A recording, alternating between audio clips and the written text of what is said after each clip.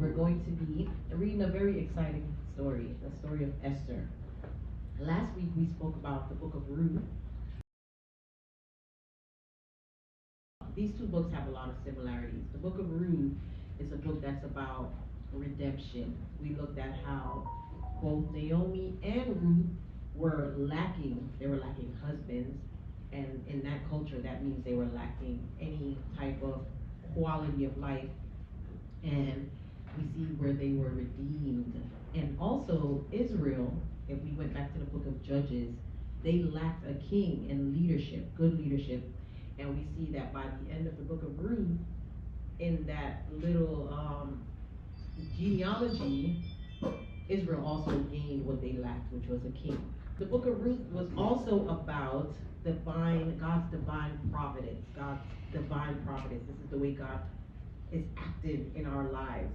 You know, behind the scenes, he comes down into time, into history.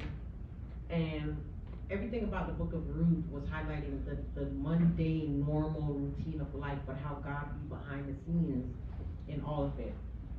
God's divine providence shows up. And so by the time we got to the end of the book of Ruth, we were able to reflect on this small book that's a part of a larger story, the canon of scriptures, and realize that this little story had so many similarities. A lot of what they discussed in Ruth pointed to Jesus. It pointed to how he is the great redeemer, and even how a lot of the characters were so Christ-like.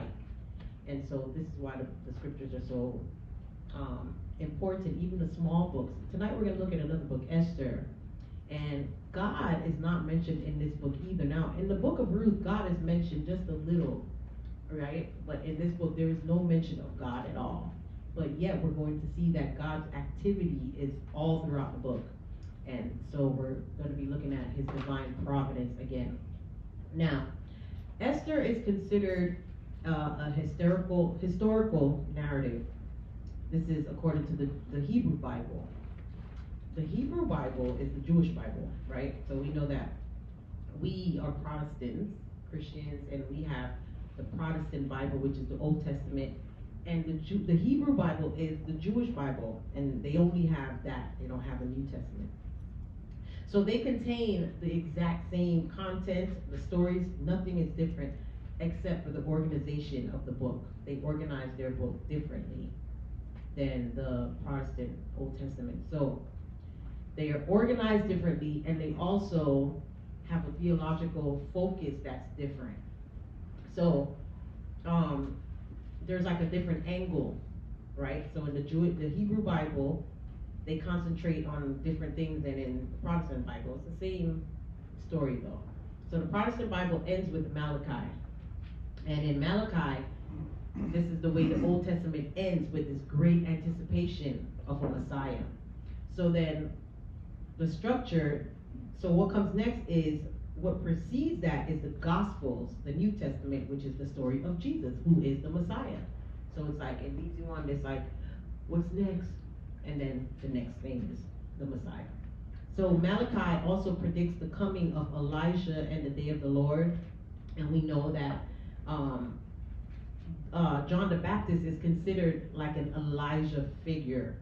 And he's the one that is preparing the way of the Lord, if you will.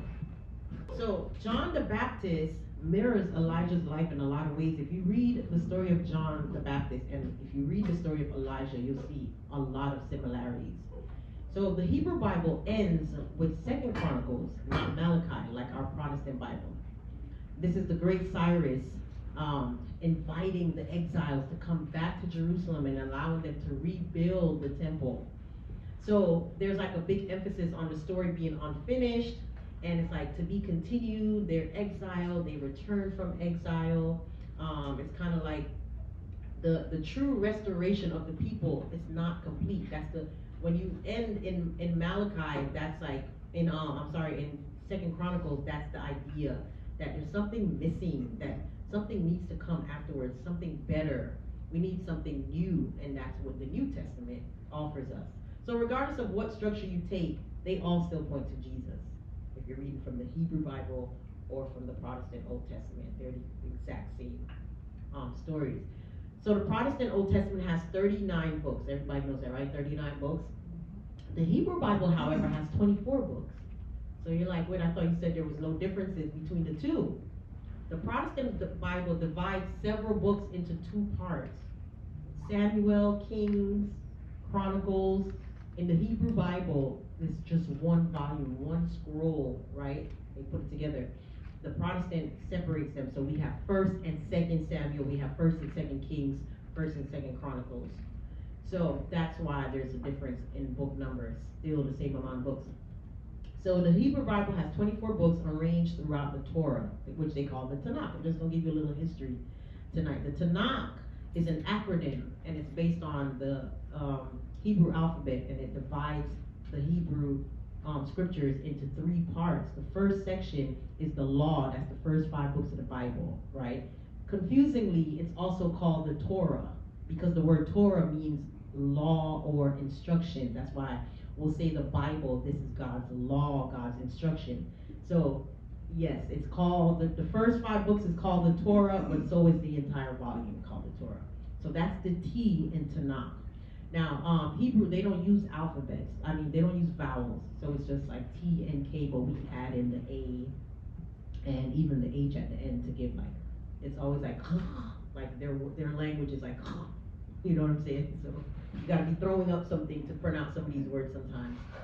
So the second section, now the first section, it covers the creation narratives. This is the beginning of time story, the early history, and the laws that govern the Jewish culture and the Jewish life. The next section is the Nehavim, which is the prophets. So these books that cover, these are like the historical books according to the Jewish Bible. This is their history books. Everything that's found in the prophets is their history books. This is where they enter the promised land with Joshua all the way up until they're exiled. And then there's the writings, the Ketuvim. And I know I'm chopping that up, but we've taught on this before. This section includes the writings. It includes poetry. This is where we'll find a lot of the Psalms, the wisdom literatures, historical narratives, like the book of Esther we're going to look at tonight. And they're composed largely during the Persian and the Hellenistic periods, and they reflect like the Second Temple Jewish life. Now, Hellenistic time is Alexander the Great. We all learned about him. He came, he conquered like everywhere, and there was no place that he did not go, and he changed the language, and the whole known world was speaking Greek, and they just kind of had a culture. It was like a Greek culture. Even the Jews adapted this Greek culture. They even translated the Hebrew Bible into Greek, and that's called a Septuagint. And so they were just like everybody else. It's regular people. They were what's the word that we use, colonized or whatever by people, and they adapted. So this is the second temple. Also, that means it's exactly how it sounds. The second temple. Y'all know the first temple is what Solomon built. That's the temple that he built, a big, magnificent temple, glorious to look at. The second temple now was because by the time they were invaded, Nebuchadnezzar came through there, literally burnt it to the ground along with the entire city. There was no more temple. So when they got back, when they were able to go back and build, they built a second temple.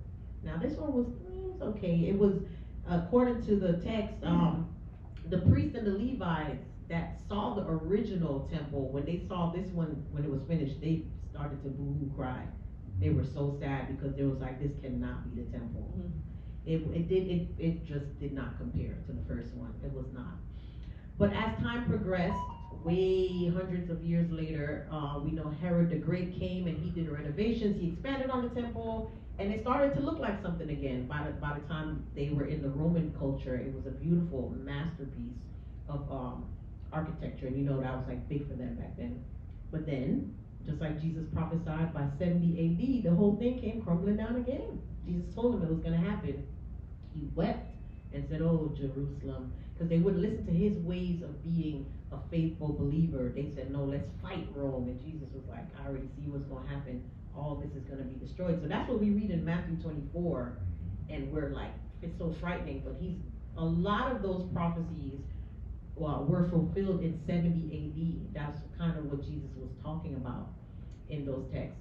So The Israelites, after exile, they never got back that glory that they once had. They were, first of all, they were never united again under one people group with 12 tribes like David had.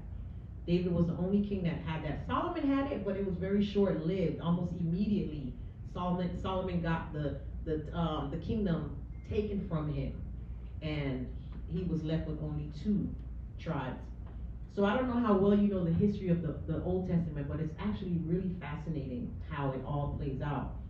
And it's just kind of good to know where we find ourselves when we read a book like Esther. So she's a part of this culture now, and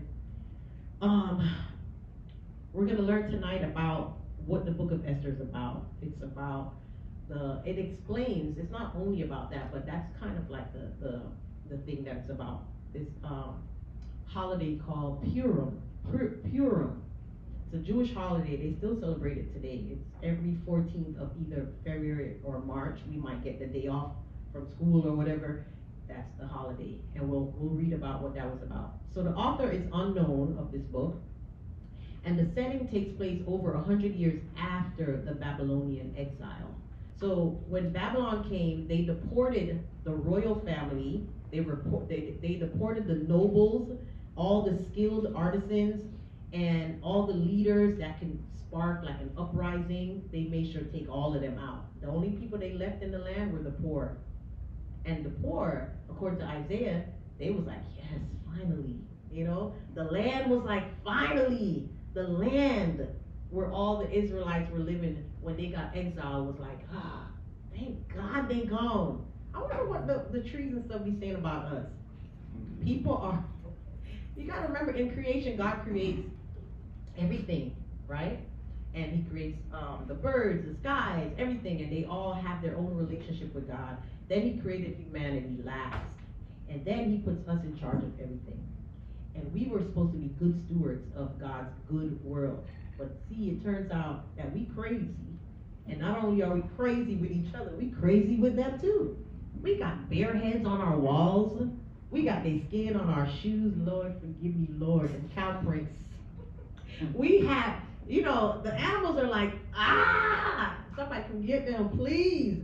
And I'm reminded of Romans, I think it's 8, where it says all creation moans and groans for the sons of God. They're like, where the real humanity at that God made at the beginning of time? They crazy. So it was a crazy time. They were gone for 70 years, a little over 70 years. And then when they came back, not everybody came back. People had gotten accustomed to where they lived. They consider themselves like, wherever they live, they're like, I'm a Babylonian Jew now. I'm good, I'm straight. I built a house, I have everything I need, so not everybody went home. But one thing I learned, it was very interesting to know, that this exile cured these people. Do you know that after that 70 years, they never ever worshiped idols again? Never. They were done with that. They finally learned their lesson. And I was like, that's crazy, because all throughout the books you read, all throughout the Old Testament, they just could not stop worshiping Baal, Ashtoreth poles. They were doing all kinds of slackness, dirtiness. They could not stop worshiping idols. But let me tell you, baby, after that exile, when they got put out in the promised land that God gave them, it's like something in them was like, I'm done. You ever get to that point, boy, them sins catch up to you, and them consequences, you be like, you just have a taste, like a bad taste for it after a while. That was it for them. They became monotheists. Those are people who believe in one God only. They were like, we good on that one God. We don't want to see another God come through here. And that's what they became. They became very strict, and that's where a lot of the Pharisees and the Sadducees kind of came out of that. They started to really observe the Torah and say, let's actually follow what this thing say. It took them years to do it consistently and to really mean it. But after that, they never worshiped idols again. So where we find ourselves in this book of Esther, these Jews are currently living in Susa. This is the capital city of this Persian empire, because after Babylonians came the Persians, and after the Persians came the Romans, but right now we're where the Persians are. So the main 2 characters in this book are Jews. It's Mordecai and Hadassah, or Esther, which is his cousin. Then there's the king of Persia, and there's a Persian official named Haman. He's like the antagonist in this story. And let's get to it. It should take us about 20 minutes to read. Do I have a good designated reader that would like to read, or y'all gonna let me read? I can read. Okay, I have it in the NLTs because I like how it reads when we're telling stories. The King's Banquet. These events happened in the days of King Xerxes, who reigned over 127 provinces stretching from India to Ethiopia. At that time, Xerxes ruled his empire. Marble, mother of pearl, and other costly stones. Drinks were served in gold goblets of many designs, and there was an abundance of royal wine, reflecting the king's generosity. By edict of the king, no limits were placed on the drinking, for the king had instructed all his palace officials to serve each man as much as he wanted. Open bar. At the time, Queen Vashti gave a banquet. Okay, let's stop there. So, this is the king. This is what you call extravagant waste. It's just a lot. It's so much. It lasted so long. And what it is a bunch of debauchery, huh? I gotta get a New Testament word for that. They was drinking. You saw open bar. There's no limit. He brought out the finest things. You see how long it lasted? That's trouble. Come on. You partying for 180 days straight? There's nothing but stinkness going on. I'm trying to tell you. I want you to picture the image. Okay? 180 days of drinking the finest wine. They was towed down in there. All right. So this is the atmosphere where, let's proceed. At the same time, Queen Vashti gave a banquet for the women in the royal palace of King Xerxes. On the seventh day of the feast, when King Xerxes was in high spirits because of the wine, he told the 7 eunuchs who attended him, Mumin, Vista, Harbona, Bigtha, Agbatha, Zedar, and Carcass, to bring Queen Vashti to him with the royal crown on her head. He wanted the nobles and all the other men to gaze on her beauty, for she was a very beautiful woman. But when they conveyed the king's order to Queen Vashti, she refused to come. This made the king furious, and he burned with anger. All right. That's 12, right? Yes. So he's drunk. Let's never forget that part. He's drunk. Everybody in there drunk. Okay? He calls for his queen. This is a coronated queen. This ain't just like no little fanky. This is the queen of the entire kingdom. He calls for her in his drunken stupor and wants to trophy wife her in front of all the drunken wretches that are in there. She's all somewhere having her own thing. So he want to bring her in, right? He's in there wasting wine. He's drinking. And he wants to show off now his trophy wife. This is why Vashti, she told him no. She's not coming, right? We read that part? No, not yet. Okay, let's read that part. Oh yeah, she did say no in 12. She refused to come. She refused. This made the king furious. And then he was very, very mad, right? So he's an angry drunk, apparently. So, Vashti, why? Why wouldn't she come? So many people have so many thoughts about Vashti. I know. Vashti, she's a woman in the Bible, and she has a big role. There's lots of unnamed women that do great things, but Vashti, I don't know. I have my thoughts, but what do y'all think so far of Vashti saying no to this priest, to this king, her husband? She says no. It's defiant, as we know, right? Because you're like, in this culture, this is patriarchy, you don't say no. She said no. So she's protecting her dignity, is what some people say. He orders her to come and just show off her beauty. Which part of her beauty, I wonder? Was she gonna be standing there? Some people believe he wanted her to go naked with only the crown on her head to really show her off unclothed, and she was not about to do that. He was just trying to objectify her, to parade her around.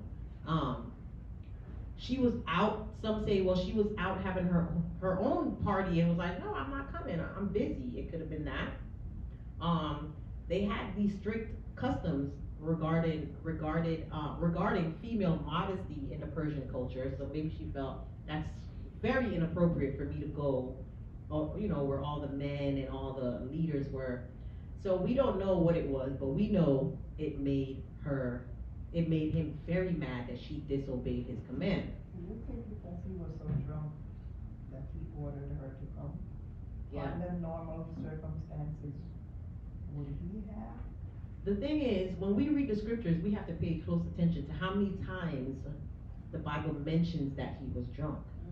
Don't let, like, that's why you gotta read. These are stories that you read, and then you read them again and again and again. Then you finally be like, oh, that's what's happening. Because I think it was in verse where it said that he did what he did because of the wine. It just specifically said that. On the seventh day, King Xerxes was feeling happy, this is verse 10, because he had drunk so much wine. So they want the emphasis to be on, yeah, so who knows? We have to get an image in our head that whatever decisions he's making, whatever he's saying right now, this is a drunken man, and he's also surrounded by drunken fools, so. And I wondered if, like, maybe she felt like, she knew what was going on over there. Of course. So she's like, I don't know. But I think she could have maybe said it another way to Mhm. get out of it. Mhm. Cause I think maybe it probably, what do they say with his ego? Like it kind of like messed with his ego in a sense for her just to say no. Yeah, You know? Vashti, she's brave. You know, to me, she bad. She bad to me. I like her. Because she stood up for herself in a culture where nobody else was gonna do it. And she used she's exactly like Esther. She used the authority that she had and she made a decision. Now for her, that meant you're now dethroned or whatever. You know, I'm telling too much. I told too much for those that don't know. But she had a decision to make, and what you'll find a lot of times, the women in the Bible, they're always between a rock and a hard place. Sometimes they're just catty and they're doing things, but they always be having to contrive a little plan because the culture that the Bible's written in, this was not favorable for women. So women almost always had to go around the back door to get things done. They could not so easily do what the men did, which is kind of a lot like how things are today. It was not as easy for women to just get regular things done like respect and honor, and I'm not gonna go parade in front of your drunken friends. I'm not just your trophy wife. You understand what I'm saying? And she's royalty. So yeah, for so many reasons, she definitely she was within her right to say no, even though in her culture it cost her something. So Was that her role though, to be like a trophy wife? I don't think so. I don't see where anybody else did that to their queen. A queen was somebody that you honored, you respected, even to this very day. You never look at queens and say, oh, that's just eye candy. You look at, you know, people on red carpets showing off, but a queen is supposed to be a queen, a dignitary. So everything about it is very disrespectful for him to call for the queen. You have concubines, call for one of them. That's what I'm saying. Rude. You're gonna call the queen of all people. You understand? So I think what the Bible's trying to let us see is he's not in his right mind, or he's just not a good person, or whatever. We're supposed to be able to start putting the pieces together. So let's continue with 13. He immediately consulted with his wise advisors who knew all the Persian laws and customs, for he always asked their advice. The names of these men were Karshina, Shethar, Admatha, Tarshish, Meres, Marcina, and Memucan, 7 nobles of the Persia and Media. They met with the king regularly and held the highest positions in the empire. What must be done to Queen Vashti, the king demanded. What penalty does the law provide for a queen who refuses to obey the king's orders, properly sent through his eunuchs? Memucan answered, the king and his nobles, Queen Vashti, has wronged not only the king, but also every noble and citizen throughout the empire. Women everywhere will begin to despise their husbands when they learn that Queen Vashti has refused to appear before the king. Before this day is out, the wives of all the kings, nobles throughout Persia and Media will hear what the queen did and will start treating their husbands the same way. There will be no end to their contempt and anger. So if it please the king, we suggest that you issue a written decree, a law of the Persians and Medes that cannot be revoked. It should order that Queen Vashti be forever banished from the presence of King Xerxes, and that the king should choose another queen, more worthy than she. When this decree is published throughout the king's vast empire, husbands everywhere, wherever their rank, will will receive proper respect from their wives. The king and his nobles thought this made good sense, so he followed Memucan's counsel. He sent letters to all parts of the empire, to each province in its own script and language, proclaiming that every man should be the ruler of his own home and should say whatever he pleases. So, do you hear this? Whatever he pleases. Check this out. I love the Bible. If you go back up to verse 1 and 2, these are his officials. Who did he invite to this banquet? Them, right? Who was in there getting drunk? Them. Who was he then asking for wise advice? Them. And do you hear what they say? Some guy had an argument with his wife that day and decided, you know what, king? I think you should do this to Vashti. He's like living vicariously through what he wanted to tell his own wife. You know what I'm saying? It could be anything. It could be where they were terrified to say something to him. But really, I think we should understand that these are just men who are living, they are drinking and they are partying, you know, like rock stars right now.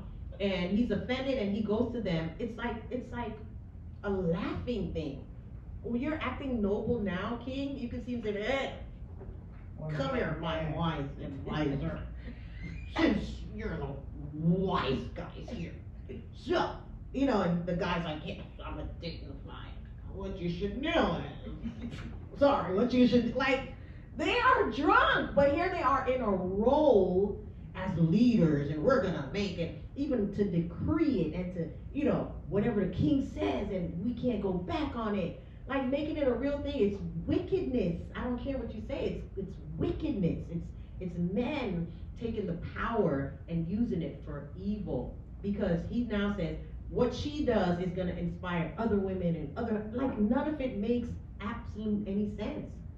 None of it makes sense. So they said it was they thought this made good sense, but they're in a drunken state. And here goes the king. Yeah, sure, I like that idea too. We're gonna go with it. And that's what they do. Chapter 2. But after Xerxes' anger had subsided, he began thinking about Vashti and what she had done and the decree he had made. Yes, so yeah, man. What they call it? The day after, whatever. The hangover's like, yeah, he sobered up a bit.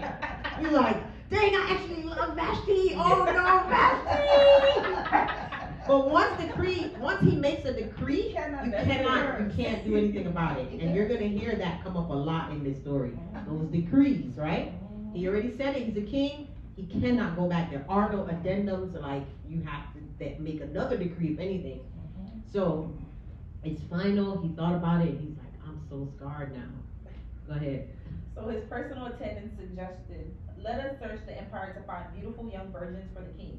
Let the king appoint agents in each province to bring these beautiful young women into the royal harem at the fortress of Susa. Hegai, the king's eunuch in charge of the harem, will see that they are all given beauty treatments. After that, the young woman who most pleases the king will be made queen instead of Vashti.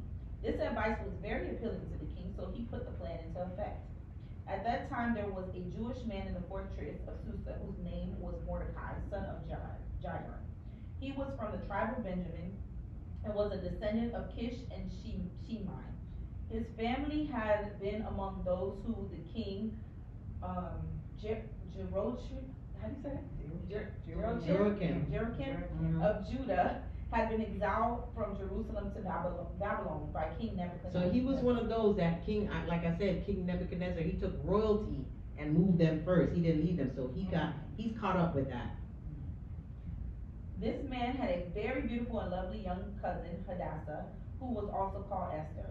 When her father and mother... So Hadassah's probably her original Jewish name, but now she's in a new culture. She got to change her name, which is probably the Esther name, right? When her father and mother died, Mordecai adopted her into his family and raised her as his own daughter. As a result of the king's decree, Esther, along with many other young women, was brought to the king's harem at the fortress of Susa and placed in Haggai's care. Haggai was very impressed with Esther and treated her kindly. He quickly ordered a special menu for her and provided her with beauty treatments. He also assigned her 7 maids specifically chosen from the king's palace, and he moved her and her maids into the best places in the harem. All right, so remember I said this story, like Ruth, God is not mentioned, but you see the activity of God Yes. in little things. She's getting favor, Right. out of all, and there was a lot of young virgins. This guy took liking to her, the assistant that was in charge of getting them beautified and getting them together. He liked her and started showing her favor. Esther had not told anyone of her nationality and family background because Mordecai had directed her not to do so. Every day, Mordecai would take a walk near the courtyard of the harem to find out about Esther and what was happening to her. Before each young woman was taken to the king's bed, she was given the prescribed 12 months of beauty treatment, 6 months with oil of myrrh, followed by 6 months with special perfumes and ointments. When it was time for her to go to the king's palace, she was given her choice of whatever clothing or jewelry she wanted to take from the harem. That evening she was taken to the king's private rooms, and the next morning she was brought to the second harem, where the king's wives lived. There she would be under the care of Sashagaz, the king's eunuch in charge of the concubines. She would never go to the king again unless he had especially enjoyed her and requested her by name. All right, so Mhm. so do we see what's going on here? They had a beauty pageant. Mhm. Oh, yay, let's get all the women. It sounds nice. Oh, it's a pageant. Oh, we need a new queen. You can imagine everybody, the little flyers went out in every little village, and all the young, beautiful girls, they now get a chance to be the queen. Only virgins, and they just left their homes, left their families. I want you to understand, this is the culture, this is the part of the Bible that makes people uneasy. We don't want our Bible to be real, and like, this is real, this is how things work. They were forced. Nobody was like, yay. I mean, in that culture, maybe they had to then learn to just like deal with it. Maybe they had to see things as like an opportunity. Maybe I can have something. But this is the culture that they lived in. And a lot of people get mad and say, oh God, I don't like the Bible's so misogynistic and all the things. God, I don't see not one place where God was like, he made all of this happen. God is behind the scenes ensuring that things cannot get as bad as humans can make them. We'll tear some stuff up. If it was not for God's divine providence, which is what we're learning about, his activity in the world where we can't even see him, we can't even trace him, but he's moving, we would tear everything up. So these girls are being chosen by the king. He's getting to sample all of them. And the ones that please him, they go from the first harem to the next. Like, okay, she could potentially be a wife. Let me put her over here. And they're no more good for anybody else after this. Do you understand what I'm trying to say? It's not like it was very very, very difficult. But they're being given things. I imagine some of them were very poor, never had nice things, never had baths that like smell like perfume and the whole thing. And so it's a whole year. So as you could tell, there's some time here for when Vashti got put away. It's like 4 years have passed. Because a lot of this stuff takes a long time for him to go to everybody. Remember, they all had to take a whole year so they could smell fresh. Like he had like a little fetish. Like, if they don't smell like flowers, I don't want them. Like, everybody had that year to beautify, is what I imagine. So they didn't do it all at once. No, he had to take one. All right, another one. So as they come in, yeah, and then they said that he went away to war. Like when you look at the historical background, it didn't all happen at once. So he was without an official queen for a while. So Esther is a part of this bunch. We don't like the Esther that we don't like this. It makes you uncomfortable. But this is what it is. This book is about drunkenness. It's about sex. It's about murder. It's about a lot of things that are happening in life, real life, and how God, even in the midst of all that mess, can still come in and work things out so that he can bring about something way more beautiful, as we'll see. Y'all know what a eunuch is. In these cultures, sometimes eunuchs were either men that did not have their private parts anymore, or men that were effeminate, or men that's why they could trust them around all the women, because they didn't want the women. Just like we've seen in like a lot of the movies about the ancient times, they're not like how me and Kirby sleep together every night, and no, she has her headquarters, he has his. Only if he calls for her, she gets to come to him. And he got what Ludacris say he got in different area codes. Maybe he had Monday, Tuesday, Wednesday, and then the queen might get Friday, Saturday, Sunday, but then he's on to the next. Like that's how it was. It was crazy. One day as Mordecai was on duty at the king's gate, two of the king's eunuchs, Bigthana and Teresh, who were guards at the door of the king's private quarters, became angry at King Xerxes and plotted to assassinate him. But Mordecai heard about the plot and gave the information to Queen Esther. She then told the king about it and gave Mordecai credit for the report. When an investigation was made and Mordecai's story was found to be true, the two men were impaled on a sharpened pole. This was all recorded in the book of the history of King Xerxes' reign. So you'll see the Bible make reference to books, especially when you're reading like the Kings, First and Second Kings. So yeah, they had their history books, and it was all recorded, right? So this is a twist in the story now. This just kind of came out of a random place. Mordecai, he's getting up there, and he's standing by. He overhears a plot to assassinate the king. And he says, "Yo, Esther, they're gonna assassinate the king." She tells him. Mordecai gets credit, and it's just like, wow, Mordecai literally just saved the king's life. All right, see, we're already on chapter 3. Sometime later, King Xerxes promoted Haman, son of Hammedatha, the Agagite. The Agagite, which is very significant. Agagites are, Agagites are. This is Haman. This is the antagonist. He's from the descendants of Agag, the king of the Amalekites.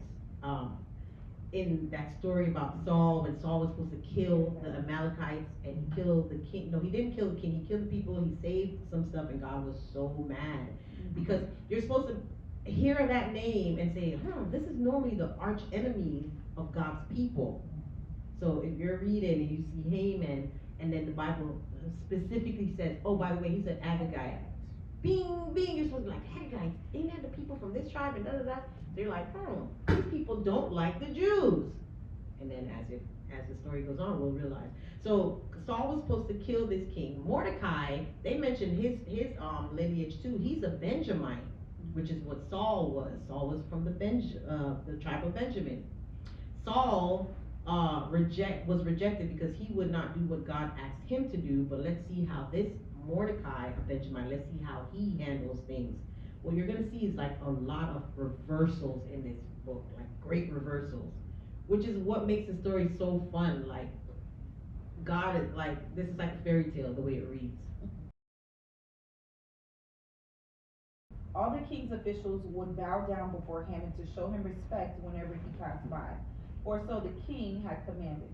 But Mordecai refused to bow down or show him respect. So they spoke to Haman about this to see if he would tolerate Mordecai's conduct, since Mordecai had told them he was a Jew. When Haman saw that Mordecai would not bow down or show him respect, he was filled with rage. He had learned of Mordecai's nationality, so he decided it was not enough to lay hands on Mordecai alone. Instead, he looked for a way to destroy all the Jews throughout the entire empire of Xerxes. That's so extreme, right? One Jew mess with you, now you're like, you know what, I gotta kill all of them? It's trying, the Bible's playing with you now. You're supposed to be like, man, he's really like the enemy of the Jew right now. So in the month of April, during the 12th year of King Xerxes' reign, lots were cast in Haman's presence. The lots were called Purim. That's what they were called, Purim. The king agreed, confirming his decision by removing his signet ring from his finger and giving it to Haman, son of Hammedatha the Agagite, the enemy of the Jews. The king so the Bible, you see, it's like really, it's like spelling it out. Now, this king, he's a pushover. Anybody who comes to him with a degree is like, okay, anything is just like, okay, and he's always having to go to like his advisors, which is good, but then anything they say, he's just kind of like, okay. Yeah, he's a pushover. You're supposed to be like, this guy's a pushover. One more thing I wanted to say about, what was it about him? Oh, the Purim, which is interesting. That's what it's called. That's how Haman, this is how he made a decision. It's like rolling dice, right? And that's the name of this thing that they're gonna, that they celebrate even to this day. It's called, So it's like that great reversal that I was saying, the very thing that you was throwing dice and you wanted it to work one way, but it's gonna work another way. It was sent to the king's highest officers, the governors of the respective provinces, and the nobles of each province in their own scripts and languages. The decree was written in the name of King Xerxes and sealed with the king's signet ring. So you see that they have different provinces and they have different, obviously, like governor, senators or whatever we would say, and it's different languages, which is interesting. So I'm telling you that these people literally colonized. They got all kinds of people. They have all kinds of people that live there, and so you would literally have to write it out in Mandarin. You would have to write it in Spanish. You would have to do Creole, whatever, because it's different people living all under this big kingdom, and yeah, they sent it out. Something else I was gonna say, but it slipped me. Go ahead. Were you gonna mention the signet ring? No, he took off his ring to confirm it.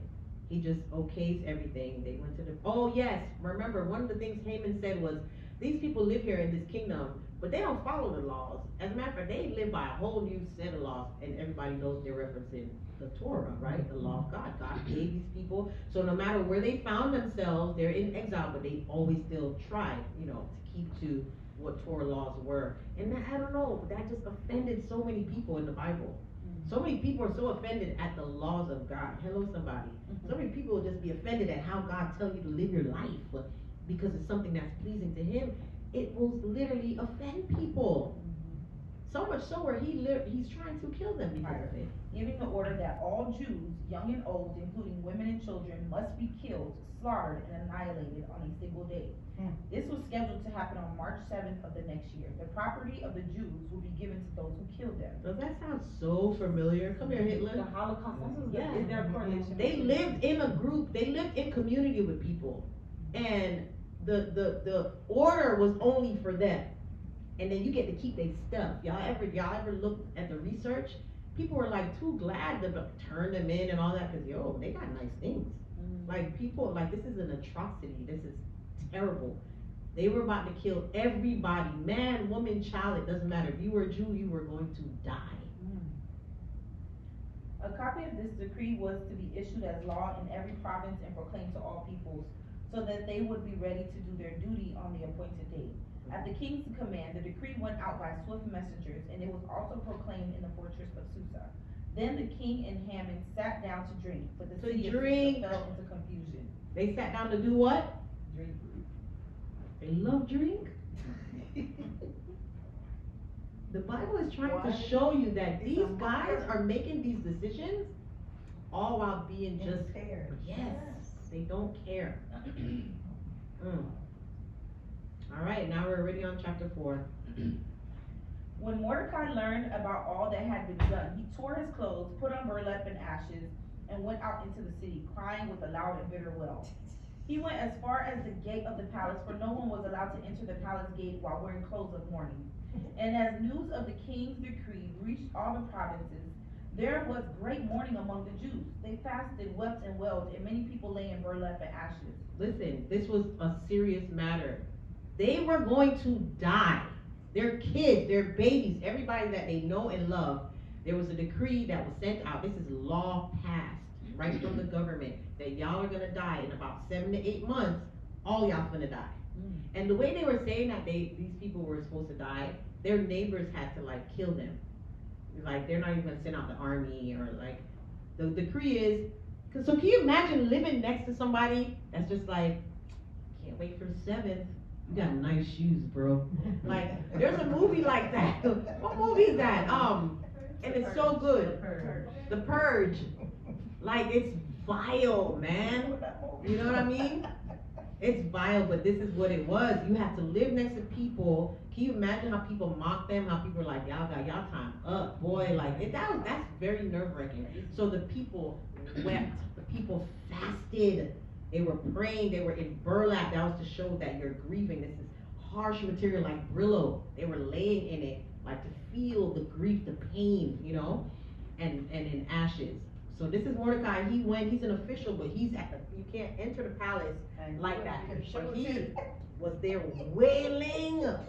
This is what we need to do it takes all that. Yeah, for real. We need to wail. We need to when things happen, these people knew the seriousness, the severity of it, and they were wailing.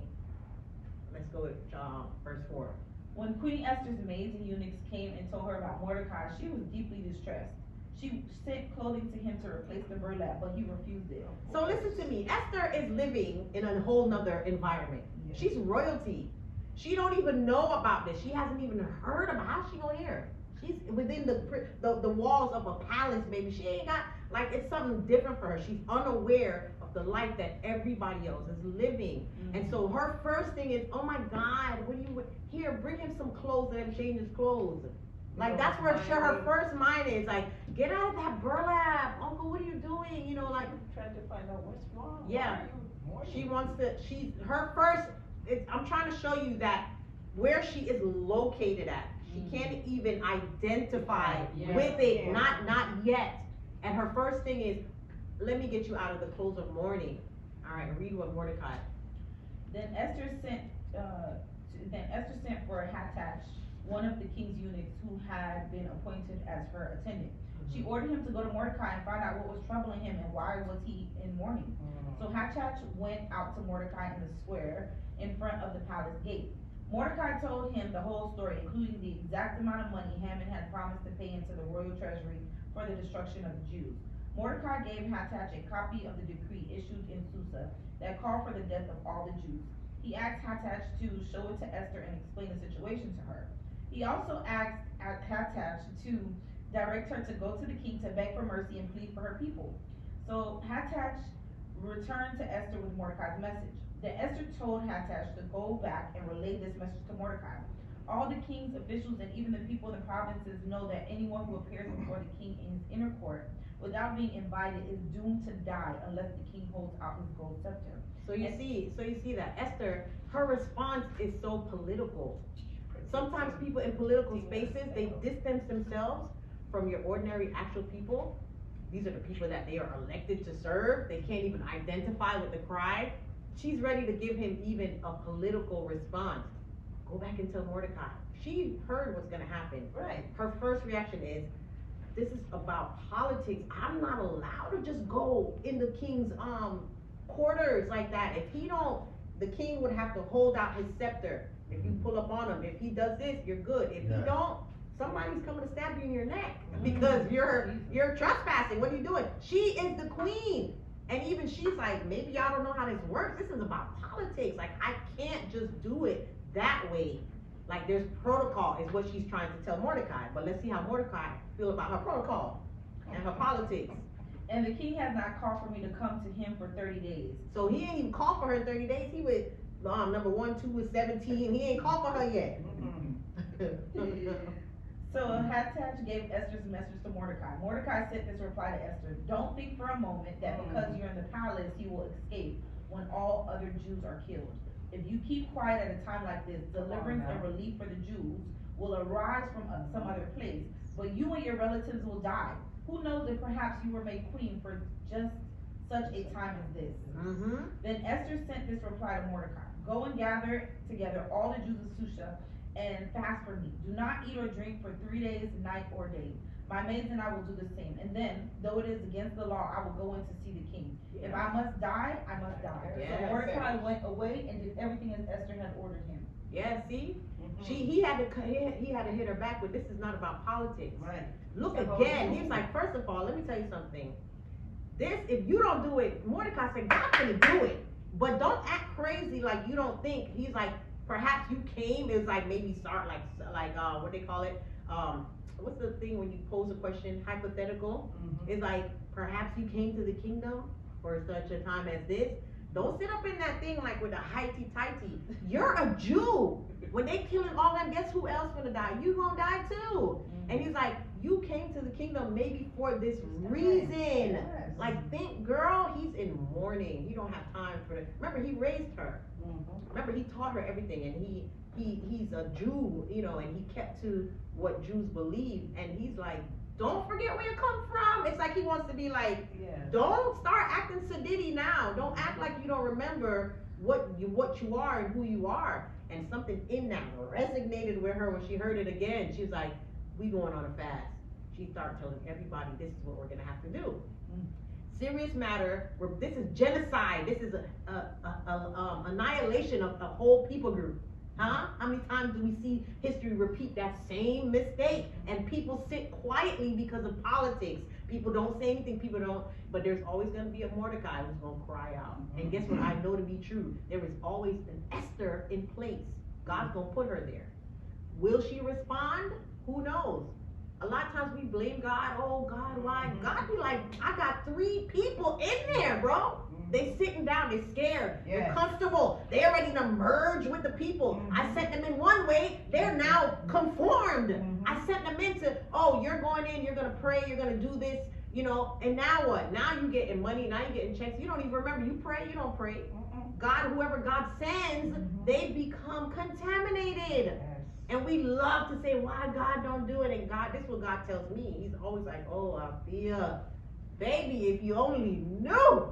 God is forever like this, searching, searching, searching, searching. And I always say, I don't want to be the one that God is like, look at her. She's always too busy for me. She's always too busy. I don't want to miss my moment, you know, because we think it's just the Esthers and the this. It's you with your little regular life, going to your school, going to your college, going on your job, interacting with people, that God's like, I need you. I need you to say something to somebody in the grocery store. I need you to be kind. I need you to, you know, and we're never showing up. We don't show up for God because we really say stuff like, I'm going through something, you know, or we just be like, I can't, or I don't, you know, like we don't see it like that, but that is literally what's happening. And what will happen if Esther didn't get that? Even Mordecai, if Mordecai had another spirit, he was in burlap in front of a palace crying and mourning. And when she sent back the message, he could have just been like, and this is why I don't fool with people. I can't stand. No, he was like, tell her. He doubled down on it. He was like, this was gonna happen. You have to get so radical, because what are we dealing with here? We're dealing with the seriousness of annihilation and genocide. I'm talking about, you could insert anything right here. Is God always gonna raise up who? People to deal with the problems that we see in our lives, in our world. And when we start to believe the lie that I'm just one person, or what can I do? You can do a lot. You can do a lot. So chapter 6 is where it just shifts. If this is what they would call the plot, to, like, not the plot, the climax, right, of the whole book. This is where it gets so good, radically good. Let's read chapter 6. Are you getting tired of reading? No, we're on 5. No, 5. I'm sorry. Yes, 5. I'm getting ahead of myself. On the 3rd day of the fast, Esther put on her royal robes and entered the inner court of the palace, just across from the king's hall. The king was sitting on his royal throne facing the entrance. When he saw Queen Esther standing there in the inner court, he welcomed her and held down his gold scepter to her. So he was like, oh, Esther, come here, girl. I It was see all the favorable. whole time. Yeah, I ain't seen in 30 days. Dang, I miss you, boo. Come here. So Esther approached and touched the end of the scepter. Then the king asked her, what do you want, Queen Esther? What is your request? I will give it to you, even if it is half the kingdom. He come with his little sweet mouth. Why Wait you on, always say that? I'll give you, you know, you ain't gonna give me half your kingdom. Stop playing with me. You know, but it's just like niceties. It's like, girl, I'll give you anything you want. Esther replied, this is my request and deepest wish. If I have found favor with the king, and if it pleases the king to grant my request and do what I ask, please come with Haman tomorrow to the banquet. I will prepare for you. Then I will explain what this is all about. So the first one was just to get her prepared for the second one. After that day. Come on, girl. What was it? Somebody had taught her a thing or two. All right. Haman was a happy man as he left the banquet. He was at a banquet where who? With just the king and the queen and him? And they were drinking too, so they was like lit. Yes. But when he saw Mordecai sitting at the palace gate, not standing up or trembling nervously before him, Haman became furious. However, he restrained himself and went on home. Yeah, he's like, you know what? I'm not gonna let you ruin my mood. Not today. I was just with the Then Haman gathered together his friends and Zeresh, his wife, and boasted to them about his great wealth and his many children. He bragged about the honors the king had given him and how he had been promoted over all the other nobles and officials. Then Haman added, and that's not all. Queen Esther invited only me and the king himself to the banquet she prepared for us. and she has invited me to dine with her and the king again tomorrow. Then he added, but this is all worth nothing as long as I see Mordecai the Jew just sitting there at the palace gate.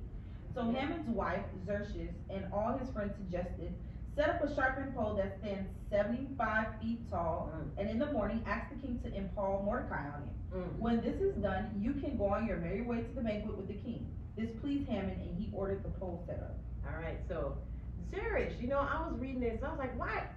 It pops out to me now. I'm like, they don't normally mention his wife. They like named her, you know. So I said, what is the significance? Like, he has a really good relationship with his wife, and she gives him terrible advice. She's like egging him on. Just like He goes to her, and she's giving him, you know, the bad, like, yes, she's exactly like a Jezebel figure with Ahab. Yeah. So she has influence, and she's always telling him something crazy, but he trusts her. He's like going to her, he's like, man, everything is so good, but man, that Mordecai. And look at her with her wicked self. Get a 75-foot pole with a point, and you know what? Impale him on it. Throw him, just let him. I mean, you're wicked. That's the thought that you had. That's how you advise your husband. And look at him. He said, "That's why I love you, Zeresh. You a real one." He loved the idea. He was like, "Oh man, I couldn't have thought of that on my own." So he feels good, and he's listening to his wife. Keep that in mind. Now, chapter 6, right? Yes. That night the king had trouble sleeping, so he ordered an attendant to bring the book of the history of his So reign. random. So So he read to random. him. God. I love chapter 6. I be asking God for these kind of moments. Just give me a that night the king had trouble, God. Like, so random, but it just shifts everything. He couldn't sleep, so he ordered an attendant to bring that same book of history of his reign, so that he can, you know, read me at bedtime, so I can't sleep. In those records, he discovered an account of how Mordecai had exposed the plot of Bigthana and Teresh, two of the eunuchs who guarded the door to the king's private quarters. They had plotted to assassinate King Xerxes. So remember that, we read about that back in what, chapter 1 or 2? He never really gave him a reward, you know, so he's like, dang, okay. What reward or recognition did we ever give Mordecai for this? The king asked. His attendants replied, nothing has been done for him. Who is that in the outer court? The king inquired. As it happened, Haman had just arrived in the outer court. Look at this. This is what we call divine providence. This is divine happening. Yes. At that very moment, something probably said, crash, you know. What is that out there? You know, who's that out there? Oh, Haman? So then he calls Haman in. Bring him in. Had just arrived in the outer court of the palace to ask the king to impale Mordecai on the pole. He's here to ask permission to do the good idea that Zeresh, his wicked wife, told him, but you still got to get the king. Y'all know how the king is. The king was gonna be like, all right, whatever you say, let's make it happen. So, go ahead. So the attendants replied to the king, Haman is out in the court. Bring him in, the king ordered. So Haman came in, and the king said, what should I do to honor a man who truly pleases me? Picture the scene. Come on. The king is in there. I know he's drunk. I don't even have to. What should I do to honor a man who truly pleases me? Haman said, well. Haman thought to himself, whom would the king wish to honor more than me? So he replied, if the king wishes to honor someone, he should bring out one of the king's He thinks it's him, so he's gonna say the most, get a Bentley with some rims. Get a, you know, he is about to go there because he's planning it for himself. He should bring out one of the king's own royal robes, as well as a horse that the king himself has ridden. Wow. One with a royal emblem on its head. Let the robes and the horse be handed over to one of the king's most noble officials, and let him see that the man whom the king wishes to honor is dressed in the king's robes, and led through the city square on the king's horse. Have the officials shout as they go. What they gonna shout? This is what the king does for someone he wishes to honor. Excellent, the king said to Haman. Quick, take the robes and my horse, and do just as you have said for Mordecai. You can picture his face when he said, quick! And he's like, yes. Do this to who? Check his pants. What? I love it. who sits at the gate of the palace. Leave out nothing you have suggested. So Haman took the robes and put them on Mordecai, placed him on the king's own horse, and led him through the city square, shouting, "This is what the king does for someone he wishes to honor." This is what the king does to someone he wishes. I know that's how he was saying it, but this is how God will use your enemy, huh? Afterward, Mordecai returned to the palace gate, but Haman hurried home, dejected and completely humiliated. When Haman told his wife Zeresh, Back to Zeresh, and all his friends what had happened, his wife advisors, and his wife said, "Since Mordecai, this man who has humiliated you, is of Jewish birth, you will never succeed in your plans against him. It will be fatal to continue opposing him." Wow. So While not the wicked wife that was given a lot of wicked this time. She was able to see. She said, what are the odds that it happened and played out the way it did? So she's giving advice, but this time she's gonna give some wise counsel. You see the contrast. You see the reversal in this whole story. While they were still talking, the king's eunuchs arrived and quickly took Haman to the banquet. He didn't even have time to think. He didn't have time to do anything because, oh Lord, it's time for the banquet with me and Esther and the king. He probably feel like, oh, at least I still have this, no big deal. So chapter 7. So the king and Haman went to Queen Esther's banquet. On this second occasion, while they were drinking wine, the king again said to Esther, "Tell me what you want, Queen Esther. What is your request? I will give it to you, even if it is half the kingdom." Queen Esther replied, "If I have found favor with the king, and if it pleases the king to grant my request, I ask that my life and the lives of my people will be spared. For my people and I have been sold to those who would kill, slaughter, and annihilate us. If we had merely been sold as slaves, I could remain quiet, for that would be too trivial a matter to warrant disturbing the king." Who would do such a thing? King Xerxes demanded. "Who would be so presumptuous as to touch you?" Esther replied, "This wicked Haman is our adversary and our enemy." Haman grew pale with fright before the king and the queen. Then the king jumped to his feet in a rage and went out into the palace garden. He couldn't even deal with it. He went out to the palace garden. He probably went to go call the palace guards, right? He said, "Open up the thing, get my Uzi. I need the Uzi light." Haman, however, stayed behind to plead for his life with Queen He's on Esther. the floor begging Esther now, "Please, Esther, please talk to him, please, whatever you do." So he's in that position. For he knew that the king intended to kill him. In despair, he fell on the couch where Queen Esther was reclining, just as the king was returning from the palace garden. So she's laying down, because she's chilling now. I done told on you, now she done laid back. He's so desperate, he done laid on the thing next to her. King walks in, that's what he sees. The king exclaimed, "Will he even assault the queen right here in the palace before my very eyes?" And as soon as the king spoke, his attendants covered Haman's face, signaling his doom. Then Harbona, one of the king's eunuchs, said, "Haman has set up a sharpened pole that stands 75 feet tall in his own courtyard. He intended to use it to impale Mordecai, the man who saved the king from assassination. Then impale Haman on it," the king ordered. So they impaled Haman. Die on it. They impaled him on it now.